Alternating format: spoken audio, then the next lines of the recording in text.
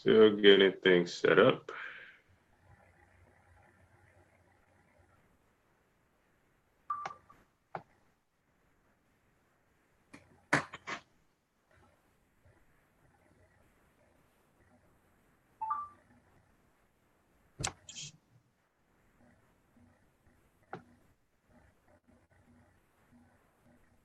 All right.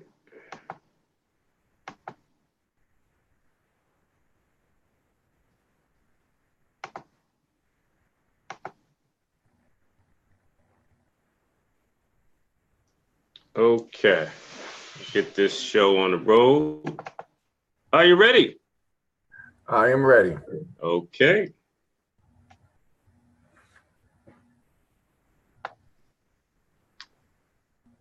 Welcome to Conversational Currency Live, where we discuss the value and importance of social skills for business in a digital era. I am your host, Shadidi Laser. Conversational Currency answers the question: if you were able to ask the right words or have the right words in the right scenario to every man and woman that you meet in a business scenario, how different would your life be now? Today's special guest has a very powerful message, and this is a topic that I'm personally very, very excited to discuss, and it's something that if you ask me any questions on this, you will get a whole dissertation. But now we have the expert, the man, the legend himself, to add some clarity in terms of music's impact on the human spirit. So, Orlando, please explain who you are, introduce yourself to my audience, and tell them a little bit more about yourself. Okay. My name is Orlando Q. Johnson. I am the president and CEO of Music Instructions for All Learners Incorporated, where music knows no age, or MIFAL Inc. I am the founder. I have a background in music with my degree in music education from Temple University in Philadelphia. And I've been studying music basically my whole life. I've been in music since the age of 10 when I started playing my first note with Miss Darlene Mumbauer and at a Mennonite church in Philadelphia, Second Mennonite Church. So again, I'm just one who's been around music my whole life. Now, fun fact, ladies and gentlemen, both Orlando and I's middle names start with a Q.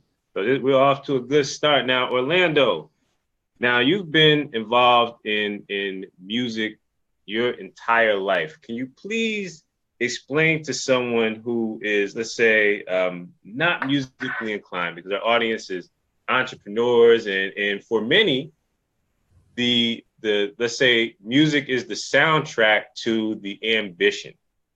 Please share how music helps to develop a human being, a human mind. How does music help to shape and mold an individual? Excellent question. The way that helps shape an individual is music is a discipline. We all need discipline in our life. The one thing that most of our young people, even adults, have is discipline. When I started at the age of 10, people were so upset. I would start playing one note at a time, make a mistake, but I would continue practicing that craft until it was getting on their nerves, because they tell me to the day, I'm over 50 now and we still reminisce about that. But I was one that while I am practicing, I would not stop until I learned that one particular piece. Once that particular piece was learned, then I know I mastered it. When it comes to today's society, and you mentioned, we talked about the schools, music is a discipline. It creates habits. It creates a way of, look, if I don't get it right, I have to work and work and work until I get it right, till it sounds right. If it's not sounding right, I got to go back and fix it. Music has a way of, like, when I teach, when I instruct, I don't like to use the word teach, I use the word instruct. When I instruct, we break it down, because our children today don't know how to practice. They don't know how to do their homework. They don't know how to break things down. When they get to college and you have to write a paper, they don't know how to break it down. But music is that discipline. That's why I say, when you're in music, you're disciplined. What is your discipline? Piano, what is your discipline? Clarinet, what is your discipline? Harp, that's the instrument that you're studying. If we have more discipline in our lives, we will know how. I don't have to look at the whole thing all at one time. All I have to do is break it down section by section and then put it all together. Uh-oh, this is going to be a discussion now. So music in itself provides a framework by which you can see the world, understand the world, and also process existing and new information, ladies and gentlemen. Now, you mentioned music in the schools. Now, when I was a kid, no matter how dilapidated, rundown, underfunded a school district was, there was still music education. So I knew about, let's say, classical music. I knew how to read sheet music. I could go to a piano, for example, and without having any sort of piano training and play, Mary Had a Little Lamb by just listening to the different keys and making sense of it. Please, in today's world, music has been stripped out of the majority of public school curriculum. Can you please explain from a musical expert standpoint what type of impact that has on today's generation of youth and how that can have a cascading effect on society? As I said earlier, music is a discipline. If you don't know how to break your homework down, because homework can be overwhelming. If you don't know how to break that project down, it could be overwhelming. Disciplines of music is, okay, let me break it down to just the first paragraph. Let me just go to take the first paragraph and then break that down and be able to work with it. Then I go on to the next part I do in that project that I'm working on. In school, they're not teaching disciplines. They're teaching to pass a test, so standardized tests, so they can, get the peripheral high scores in Maryland or wherever state you're in. We're not teaching how to actually apply this stuff after we leave school. When we leave school, most of our students don't know how to do anything. They'll just get a mediocre job. Not saying anything at McDonald's, they'll just get a mediocre job at McDonald's, where some of the aptitudes that they can learn in music will teach them, okay, let me analyze it, let me break it down. If I'm teaching one of my students, and I say, if I'm seeing that they're having issues with 2 bars, let's work on those 2 bars. Let's work on the next 2. 2 plus 2 is 4. Now they can play 4 bars of music without any issues. Music, the way I do it, I break it down. If you try to do anything in college, I wasn't like this. In college, it's like it. College can be overwhelming. Your first year of college is going to make you or break you. You go in there without the skills of knowing how to break things down, you're going to be in trouble, because music is the thing that's going to show you, okay, how do I break this down? How do I analyze it? How do I know? I didn't even like theory in school, in college. But as you get older, oh, now I understand it, because now you're applying it to everything you do today. So when you take music out of schools, what you're doing, and you're saying, okay, this is the one thing, you said it earlier, that I was able to play Mary Had a Little Lamb, I was able to read music, so you still remember that today. But music is something what we call retention. You'll remember it. The retention levels of our students today is minimum, is extremely low. I remember my first song that I played when I was 10 years old, and I'll be 55 in May, Lord willing. So in 45 years, I still remember that one song, because that's called retention. I remember some of the songs that I basically played years ago and still play. So that's retention. So music has a way of retaining information up in your mind. If we don't use that information when we go to work, how am I going to study this? If I get a new job, how am I going to study that? How am I going to learn this? You have to come up with a concept of how you're going to learn. If you don't have that in the schools, what you're doing, you're putting our students at a disadvantage. Mm-hmm.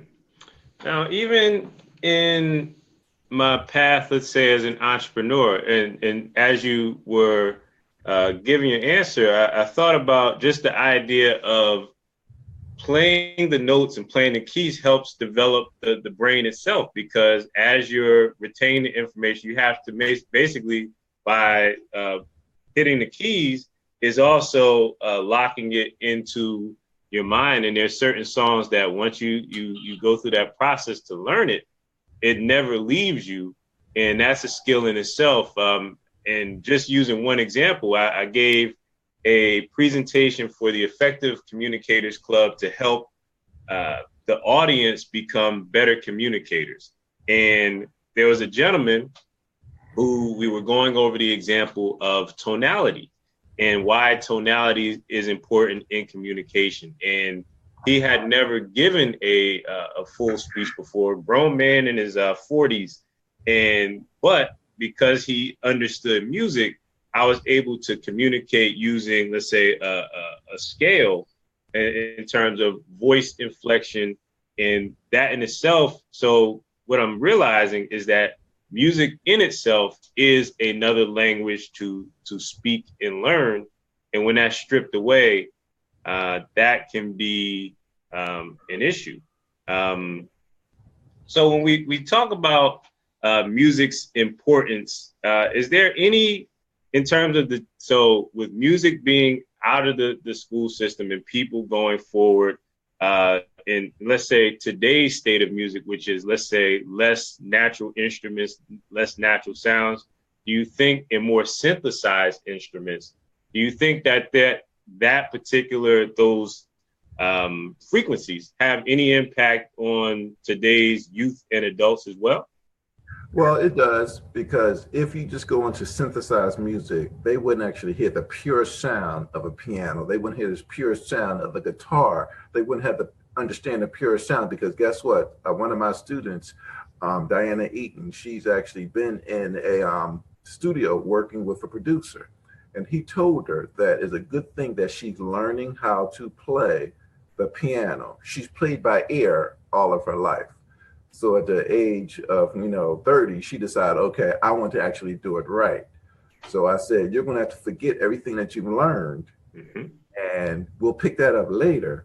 But you're going to learn a traditional way of learning music. Once she started doing that, she sees all the bad habits. She sees all the things she was doing wrong. She started to understand, hey, this is the right way to do it. And the funny thing is, when she went into the studio, the producer told her, that's a good thing to learn that. Yeah, we have the digital age, but if you don't know what it should sound like, if you don't know the chordal structure of a 1-4-5 chord, or where this music should be going progressively, then all you're doing, you're playing with, it's almost like playing with fire. You know what you're doing, but you really don't know what you're doing, because this will make you a better producer, because you should know how it sounds. It's not going to sound right this way, but if we do it this way, then it all, everybody thinks, yeah, if the digital age is easier. Yes, you have to find balance. You have to know how the song should be put together theoretically for it to come out right. Some composers and producers, yes, they use it, but sometimes they break barriers. They say, hey, look, we're going to try something different, but it works. But you still have to have that foundation. If you don't have that foundation, what's going to happen is you're going to be in a digital age, a synthetical age of music, but you don't have a theory behind it. You don't know what a piano should sound like, or how will this instrument sound with this. But if you've done it before, like been in band in high school and college, sang in high school and college, so you have an idea. So when you take that idea and use your inference learning, we all know inference learning is take it from one application and put it in the other, and then say, oh, wow, this sounds good. But you already had a foundation. If you don't have a foundation and you just thrown into this digital age, you're going to, 9 times out of 10, it's going to sound like a lot of noise, and the producers will look at you, what were you thinking when you put this together?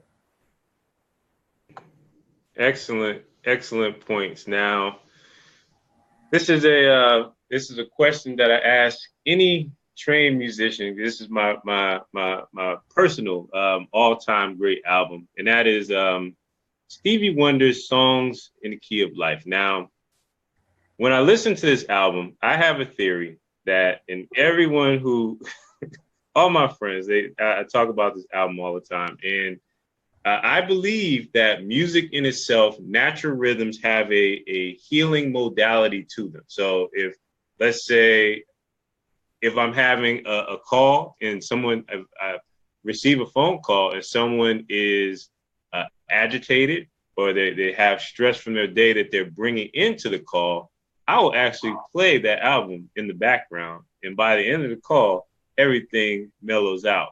Now, what are your personal thoughts on music as a healing tool, or let's say the type of music that you listen to in the morning or in the evening? Do you believe from your musical training and experience that that has any impact on the human spirit, the human condition, or just calming people down in general? Could you hold, I do apologize. Someone came to my door. Could you hold that question for 1 second? All right, give me 1 second.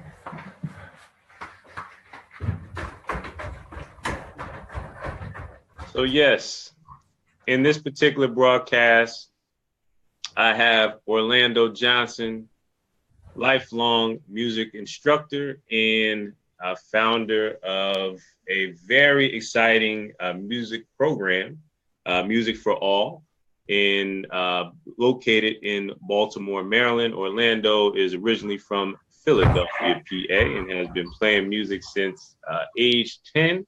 And we're discussing music's impact on the human I spirit. apologize on that, but back to your question, when you play the music in the background, you heard a long time ago that music soothes the savage beast. Mm. When we are in that area of having things going on in our life, even in the Bible, David played before Saul. He was the lead musician.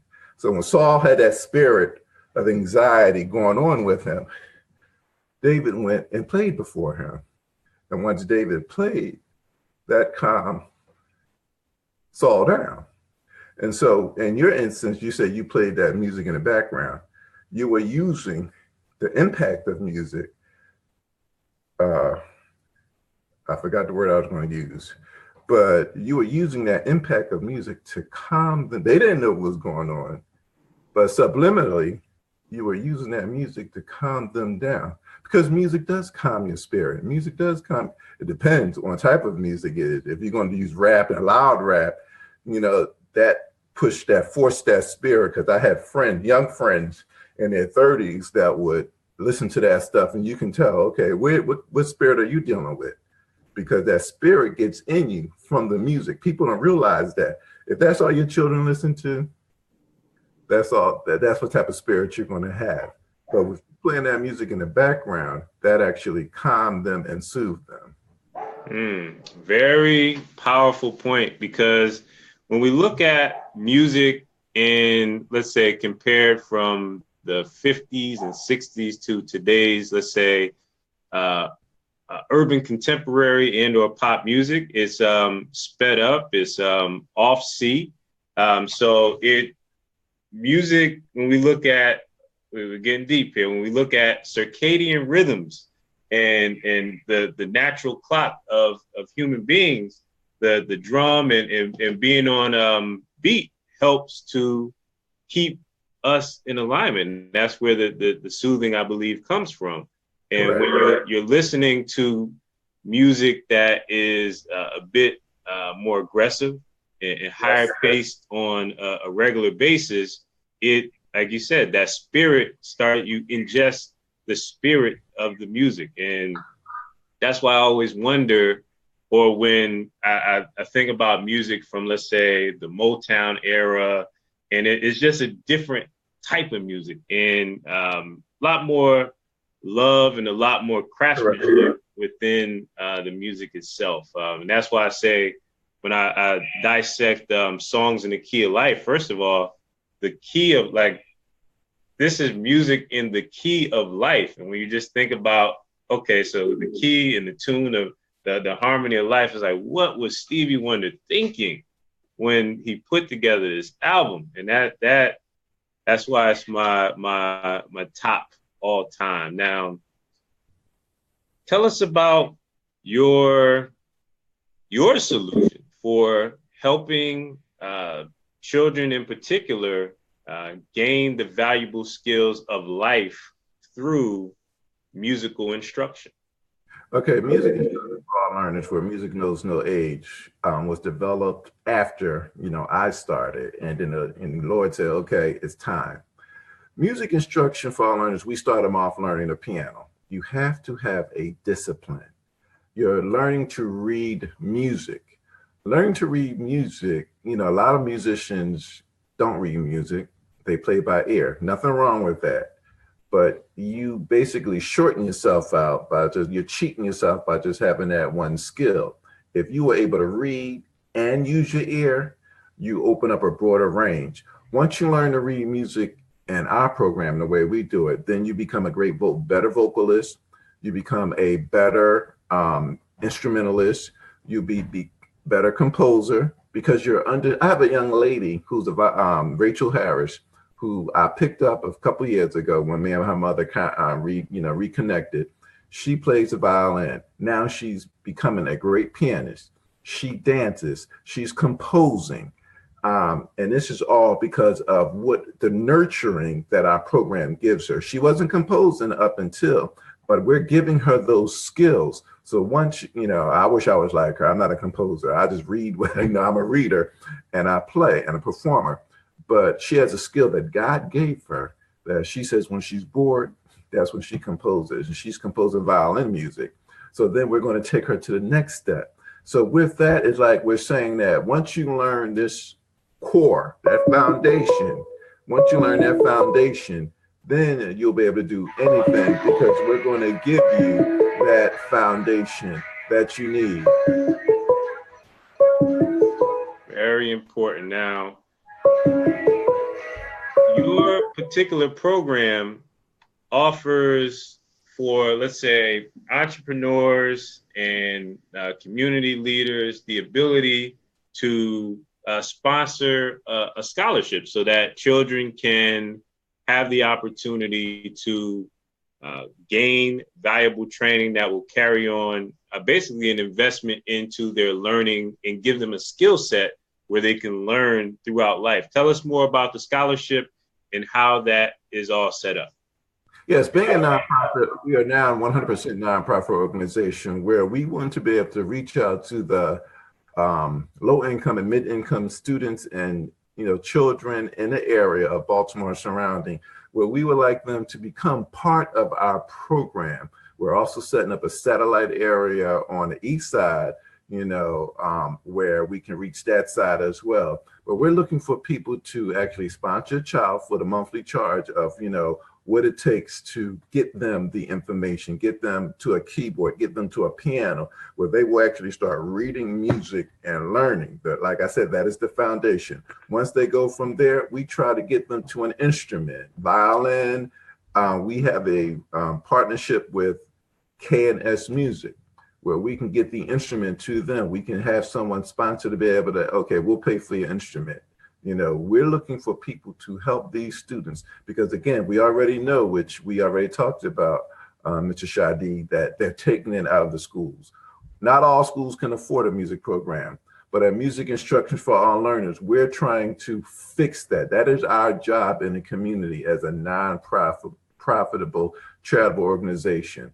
We're taking funds, we're reaching out, we have students now that we're trying to actually make sure that they can continue the program because they're doing good. We have a young lady by the name of KK, aka, well, Kelasha Williams, aka KK, excellent. We started off on piano. Now she's actually taking in the violin and she is doing an excellent job. You can check out our Facebook page at Music Instructions for All Learners, or MIFAL Inc., MIF as in Frank, ALINC. So, she, if you look at her, this little girl is moving. Look at Rachel, you look at our adult students. We have adult students because when we say well, music knows no age, we mean music knows no age. If I may, I have a young lady that was referred to by Diana Eaton.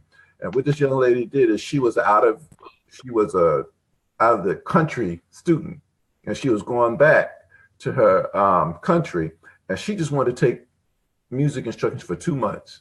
And I said, okay, we can work with that. So she wrote a letter. Her name was Seba Lukmani, and she wrote, one of my dreams was to start learning piano, and I've started that with you. So thank you so much for always encouraging me and all the other students to learn it right and to do our best. I know it was difficult in my situation to start learning without a future plan for where to go and to reach. And it's sad that I have to stop now because I am leaving the US. However, I appreciate your time and effort for teaching me the basics. I hope you and your family have a great Christmas and a new year full of joy and happiness. Some people would say you're only going to be here 2 more months, so let's not. But I said no. This is an adult student, just got her master's, degree in arts and photography and journalism. She wanted to do it. So did I say, I could have said no? No.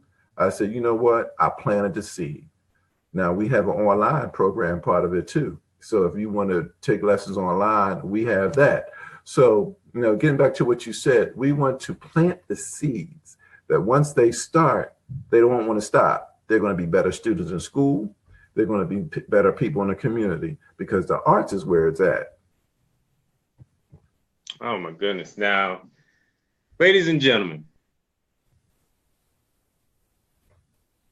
the skill set of learning how to read music and the discipline that you receive from learning how to play music is something that lasts for a lifetime. As I said, I learned how to read music as a child. Now, I went through life's journey, and the day I came back from the military, I remember this. I picked up my sister's electric guitar and started to play.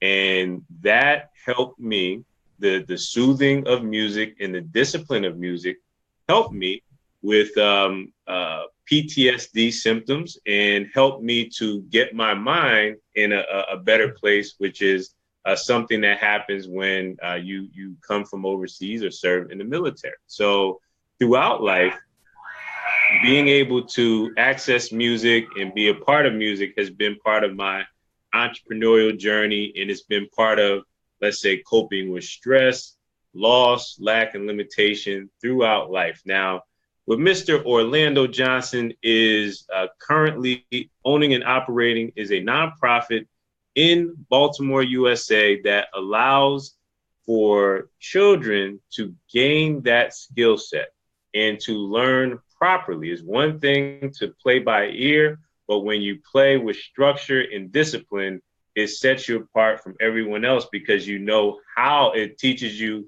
a skill set and a framework to be able to process any new challenge outside of music and be able to successfully learn it and or master it if you invest the time. So what I'm calling for my community leaders, what I'm calling for my entrepreneurs, my business owners, my senior professionals, is you have the opportunity to sponsor a child through this program. And Orlando has been playing and teaching for the majority of his life. And we're talking about 4 decades plus. So please, once again, give us the information on how my audience can connect with you in order to learn more about your program. I appreciate it. We can be found on Facebook at MIFAL Inc. or Music Instructions for All Learners. We're also on Instagram and Twitter.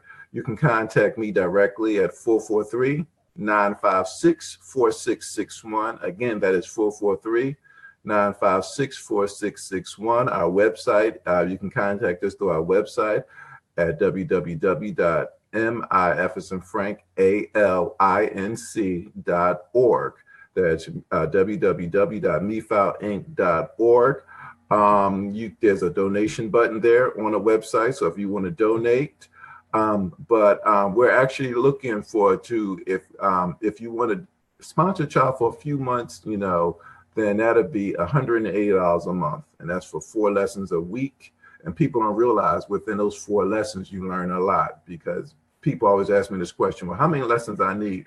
Well, back in college, anybody that you go to, they get 1 lesson a week. You take that lesson, that is your homework to practice every day up until your next lesson. Then that's the old learning. After you review the old learning, you start the new learning. So there's always something new. And with us, our students are actually learning theory. They're taking a test. I keep a folder on everybody, so I'm following their progress. We're different from everybody who just says, okay, you're just learning. No, they're learning education, because I've been in music education. As Shah said, I've been doing this practically my whole life. So I'm a plethora of information.